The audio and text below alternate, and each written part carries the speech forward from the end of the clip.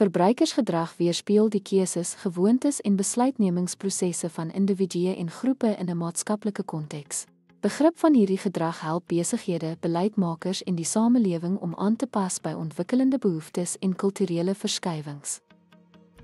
Kulturele invloed. Kultuur vorm waardes, norme en verbruikspatrone wat produkvoorkeure en handelsmerklojaliteit beïnvloed. Tradisies en kulturele praktyke beïnvloed koopgedrag, soos geskenke gee tydens vakansies.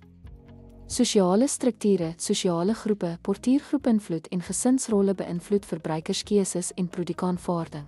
Verwysingsgroepe en sosiale status bepaal dikwels aankoopbesluite, veral vir luukse goedere.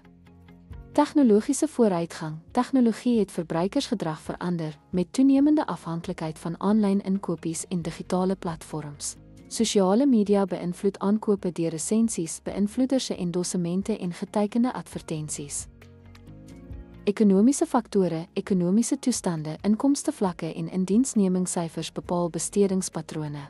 Ekonomiese ongelykheid vorm marksegmentering en toegang tot goedere en dienste. Omgewings- en etiese bewustheid, groeiende kommer oor volhoubaarheid en etiek dryf die vraag na omgewingsvriendelike en sosiaal verantwoordelike produkte. Verbruikers hou besighede toenemend aanspreeklik vir hul omgewings- en maatskaplike impak. Impak op die samelewing. Verbruikersgedrag vorm maatskaplike tendense, soos die opkoms van minimalisme of welstandsbewegings. Kollektiewe koopgewoontes beïnvloed ekonomiese stabiliteit en kulturele waardes. Verbruikersgedrag en die samelewing is onderling verbind met maatskaplike norme wat koopgewoontes vorm en andersom.